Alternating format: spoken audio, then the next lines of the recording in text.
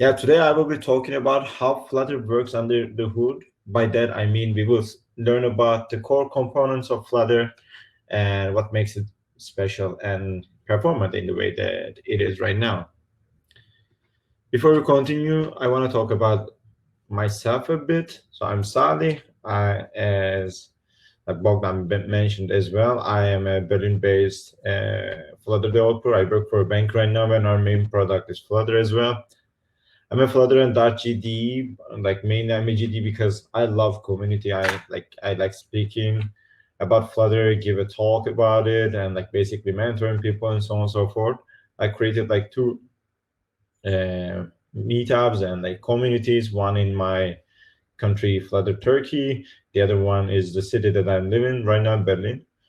And what we do here is like in both cases, we want to give people a chance to have an opportunity to learn from experts and have a localized content and so on and so forth.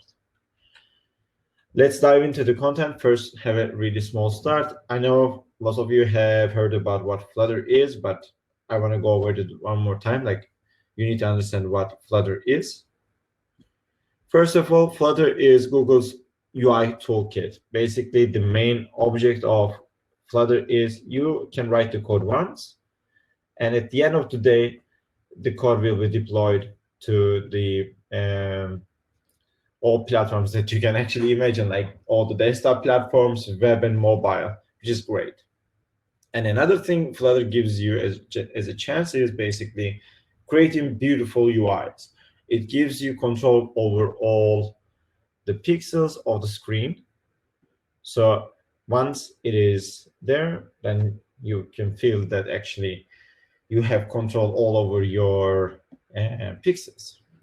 But like, this is not what I'm going to talk about today. The real topic is how Flutter works. Let's see it from the higher level, right? Like from the higher level, most of you probably know or not, I don't know, like Flutter uses Dart language. They have chosen Dart language because of multiple reasons. Basically, they started with JavaScript before, but they have reached a point that JavaScript was not giving them what they wanted back in the days. So they wanted to have a language that can actually have a control over. So they started to use Dart. What Dart does is Dart gets and compiles itself into assembly. It creates actually assembly code and directly goes to and translate itself into the machine code. So this way we are having the native performance out of the Flutter itself. On the other hand, Dart comes with just-in-time and ahead-of-time compilation. Because of these, we can have one of the like really important features of Flutter, which is hot reload and hot restart. So you just write the code in the same time. Because of the just-in-time compilation part, it communicates with the sockets to the virtual machine directly when you make a change, and it gets compiled. And once you literally run the app, it is already there, so it just brings that back. From the architecture side, Flutter uses aggressive layering. This way, like they have a highly layered architecture, and all the layers are independent from each other, so they know their actual work, and this way they're having a better communicative architecture. Besides this, they are using something called tree shaking. Basically, whatever you do in the Flutter application, if any of the items or anything, like if you put a library and if you don't use like some part of it, that will be shaken out of your project once you build your application. So this is another thing. And last but not least, Flutter renders its own widgets and it uses its own graphics engine called Skia. What I mean by this, so in here, let me use the pointer. You write the Dart code, right? You write the Dart code, and that Dart code gets either to the widgets rendering, which is like basically you are using the SDK's widgets that is provided by you, by the Flutter SDK, or you can use the Dart code for platform channels, which is a way to communicate with the device's specific information like location, Bluetooth, audio, sensors, camera, whatever you want to call. With the widgets rendering, the platform just gives you two simple things. One of them is basically an empty canvas. So Flutter does the drawing for us, like the Skia does the graphics engine does the drawing for us. And basically you get the events by like touch event, tap event, so on and so forth, long tap, so on and so forth, by the platform. And you use those also from the widgets rendering side. This way, you have some kind of a communication with it. Simply write in a Dart code, and the heavy work is done by Flutter itself for you. But like this was the higher level explanation, right? More or less, you just write the Dart code. It uses the SDK's widgets for you, and basically, after you use the SDK's widgets, you just have a simple canvas and listen to the events from the device itself. Nothing complicated. But like as I said, Flutter made a lot of architecture decisions as well to make our lives easier. What do I mean by this? Like when you check out the system overview graph from the Flutter, and this is created by the Flutter team themselves, you can see that like they're using aggressive layering. Like on the higher level, there's like material and Cupertino. So if you have developed an app with Flutter, I'm sure you have heard about like material part or Cupertino part. Behind it, there is the widgets and rendering part and animation, painting, gestures, and foundation. All of these operations here have been handled by actually different elements in the Flutter's framework. I'm sure you have heard like widgets or like render objects and elements. And today we are actually going to learn about what they are and why are they special. From the framework part, you can see that this uses the Dart language itself. So it is nothing fancy. You can just go and see the code and actually have a better understanding about it. So let's continue. There are like multiple tree structures within the Flutter. Like there are like semantics tree, there is this widget trees, element tree, and render object tree, and many more. But with this talk, we will focus on these three because these are orchestrating the main logic, the main important part about your Flutter application, actually. What I mean by this, we will learn about what widgets are and what is the relationship with elements of the widget and render objects, so on and so forth. Let's continue. First, what widget is. A widget is an immutable description of a part of a user's interface. Basically, widget is the thing that you, like any UI element that you see on the screen. It helps you to manage the render tree behind it. It's basically a disposable object that is giving some information to the real heroes behind it. That's why, like, since they're lightweight, we can just get rid of them easily.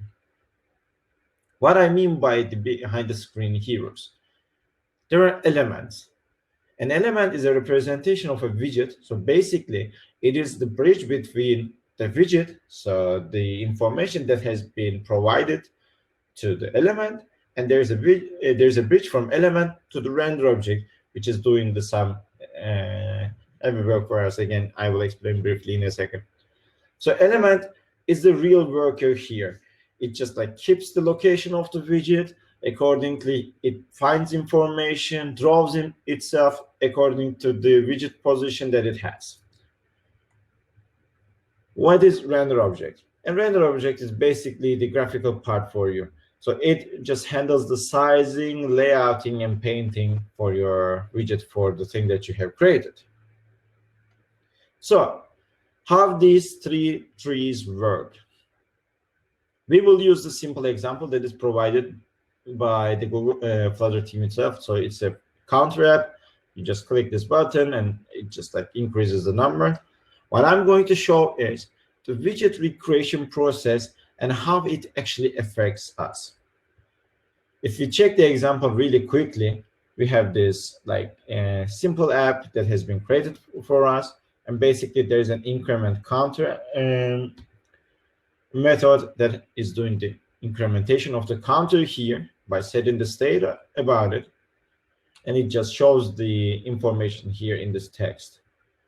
So this is all you need to know about this. Let's continue. So first, we will see that, like as I said, in the text part, we have the counter here, right? This counter needs to show information. Each time that is changed, as I said, it will be recreated. But like, if it's recreated, I'm sure you will be asking, how are we saying that Flutter is performant?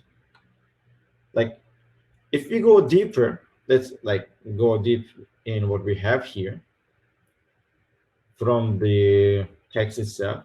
Text is a class that is extended by rich text. Rich text is extended by an object widget. So we are hearing something similar, like something familiar right now. And the render object widget, like multi-child render object widget, it's like extended by render object widget. We are just like following the source code right now to reach the point that we know, and it is extending the widget.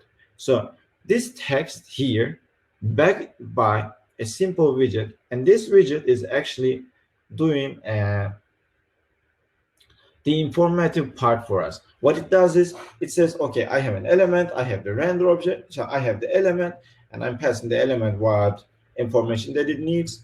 An element itself registers itself to the element tree, and this way, since it also has a reference to the widget, it can find its position in the widget tree itself and bring back any information necessary, like if we need the information of the higher widget, like the width and height of it, we can do it. It's nothing complicated. And with the elements addressing logic, it is straightforward. Let's continue. Now we have seen the widget, we will see the element. If we go inside the rich text class, we will see this function there. It will, like, if you basically extend the widget, actually, it will ask you to create an element for this, because widgets cannot be there without the elements, because elements are, as I said, like the real working class heroes for our widgets. Like, how you can see it, it's actually like, for example, build context that you see all around Flutter, it's actually an element. So it is addressing the widget itself, and it is there all the time when you create a widget, right? So this is what it does. In here, we are using multi-child render object element, which is basically an element that has been provided by to us by the Flutter SDK. Let's continue, like, dig deeper. It's a render object element, and when we go back, we can see that it is an element. So at the end of the day, our text was a widget, and it has a real element behind the scenes for it. Now that we have the elements, let's talk about the render objects, right? Like, as I said, render objects are the objects that are creating the view for us. Like, they communicate with the GPU to draw the view in a way that it is required, right? So let's check it out here. So there's this, again, rich text coming from text, and when you use that, you will be asked to override the render object as well. And when you use the render object, there are like multiple render objects that you can use out of the box by Flutter. And they're actually using something called render paragraph to basically create the view that you have. But let's continue what render paragraph is. It's a render box, because like in Flutter, there are two types of approaches. Like, one of them is the silver approach, the other one is the box approach. With the box approach, you have the decided width and height for your widget, and everything is created according to the information that you have. But if you have the silver one, it can be a bit more dynamic than it is. So we have the box one here, which is limited, and the render box is basically an extension over render object. Now we have seen the three of them within our code, automatically added by the Flutter SDK itself. So we didn't do anything extra. They're doing the heavy work for us. We just use the widgets. But how does these three orchestrate? How does these three work, right? We will use the Dart's DevTools for this, because these DevTools are giving us an overview about all the all the widget operations and everything, their IDs and so on and so forth. So we will use this one basically like this. As you see, the text is 0 here. We go and the ID is basically something like 76E0C. And I refresh it. The text is 1 now, so it has increased by 1. And you can see that the render object has the same ID. This is one conclusion that you can get out of this. When you change the widget, it doesn't throw out the element and render object in the correct case. But what do we mean by correct cases? So let's see it again here, by the way. Like we have the text here as one, render paragraph 76E0C. I increased it to 2, and the same ID here for the render object. These render objects and elements are heavy objects. So keeping them means actually you can you can save a lot of trouble for yourself. So we have seen the diagram of this before, like in the previous slides, like widgets communicates to elements, and elements communicate to render object, and actually element communicates back to widget as well. So in here, our widget is text 1, like the value 1. And multi-child render object element is the render object of the text, and render paragraph is this is the element, and this is the render object. So when we update the text to 2, there is the method behind the scenes to check if it can update. It checks if they are the same type. So if the type of the widget in the widget tree is the same as it was before, so if we are not switching anything back, it will say, okay, I can keep the element and render object that I have created before because they are useful. I did it, like I can actually use them properly. So if it is true, it uses the same render object. It doesn't create anything, and it just uses the same elements. This way, we are keeping the heavy work and from not happening. But like, for example, if this was a text and was going to an image, then this would have been false, and it would have been creating its own render object and element itself. But like mainly in the widget tree, when we mutate the data, we are saving a lot of memory for ourselves without creating extra burden on our shoulders. And this gets updated basically by a disposable widget object. So to recap, like Flutter's technology choices to help us to have a better performance. But by that, what I mean is they use the best possible language that you can think for the better performance. And they gave us actually a chance to be part of the development process. Like they listen to the Dart developers, and everyone listens to us during the development process, right? So besides that, in the architectural wise, they made really good decisions about like how to layer down the whole structure, and also how they can actually make something better. And this way they have created the multiple tree structure within the SDK. This way, what they did is they have one tree for accessibility, one tree for widgets, one tree for elements, and one tree for render objects. And one more time, these widgets are disposable objects that you can simply use and throw it away. The element is the real hero. It communicates with both widget and render object and transfers information when it's needed. And render object is responsible for sizing, communicating with GPU, and basically delivering the visual information when it's required. And one thing about element is once you need the data from any of the other widget tree elements in the same tree, it can provide it to you by addressing themselves. And widgets, one more time, are disposable, so you can use them heavily. It's fine. So I want to share with you some resources, and like basically there are really good videos that has been provided by Flutter team themselves. And actually there is a really nice article by the Flutter team inside in the Flutter dev website. There are also, as I said, like really nice videos. But I want to emphasize one thing about Flutter. Like, it's really important that you need to focus on the fact that the Flutter SDK is an open source project, right? So you can actually read everything going on behind the scenes about it. What I mean by this is basically, just imagine, like, all the information that I share with you now, I have learned about them basically on the like source code that has been provided by the Flutter team itself. So if you read it, you can learn about it, and you can actually have a proper approach and proper information about what's going on behind the scenes about Flutter.